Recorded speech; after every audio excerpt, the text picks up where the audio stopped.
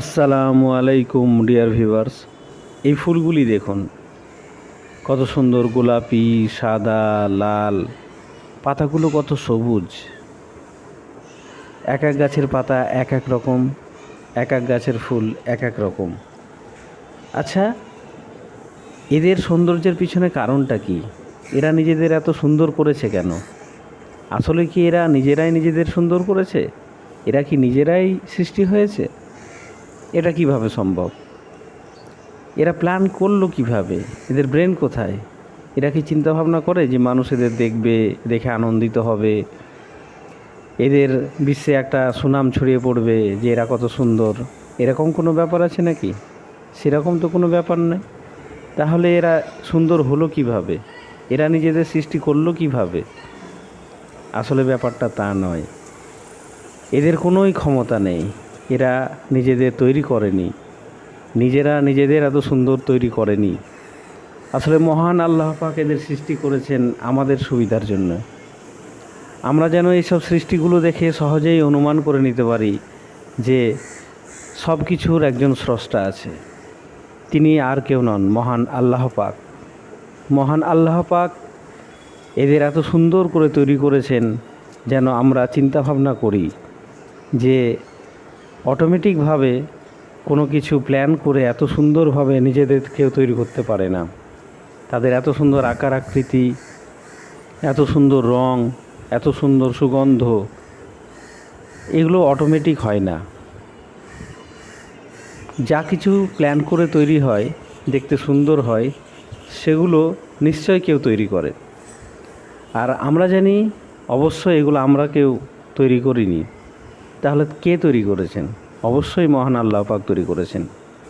তিনি আমাদের কাজকে অনেক সহজ করে দিয়েছেন। আমরা যখন এইসব সৃষ্টিগুলি দেখি তখন সহজেই অনুমান করতে পারি যে একজন সৃষ্টিকর্তা আছেন, তিনি হচ্ছেন মহান আল্লাহ পাক। আমি বুঝতে পারি না যে নাস্তিকরা কেন চিন্তা ভাবনা করে না।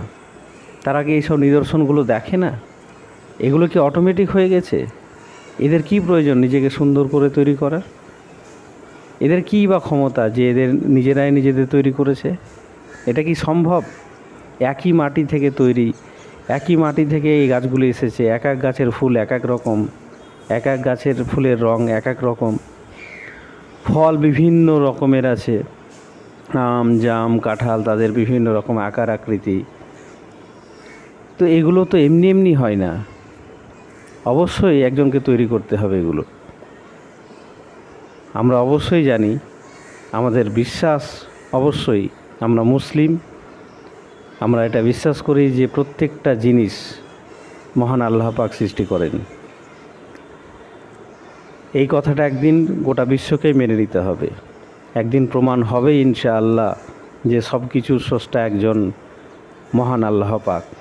এখন যে ধর্মেই থাকুন না কেন, নিজেদের ধর্মকে শ্রেষ্ঠ মনে করে, কিন্তু একদিন প্রমাণ হবে ইনশাআল্লাহ যে ইসলামই একমাত্র সত্য ধর্ম এবং মহান আল্লাহ পাকই একমাত্র সব কিছুর সৃষ্টিকর্তা। এখন অনেকটাই প্রমাণ হয়ে গেছে। এখন দেখবেন দলে দলে সব ইসলামে দাখিল হচ্ছে, আর নাস্তিকেরা হাত গুটিয়ে বসে আছে। তাদের ব্রেন, বিবেক, বুদ্ধি কিচ্ছু কাজে লাগায় না। তাদের একটু চিন্তা ভাবনা করা উচিত। এইসব নিদর্শন কি নিজে থেকেই তৈরি হয়েছে, না কোনো মানুষ তৈরি করেছে? উত্তর পাবে অবশ্যই না। তাহলে কে সৃষ্টি করেছে? এইটুকু তো চিন্তা ভাবনা করতে হবে। প্রত্যেক মুসলিম ভাই বোনকে আমি অনুরোধ করব, আপনারাও এরকম অনেক ভিডিও তৈরি করুন এবং নাস্তিকদের মধ্যে ছড়িয়ে দিন, যেন তারা চিন্তা ভাবনা করে। আজ এই পর্যন্তই বন্ধুরা। আসসালামু আলাইকুম।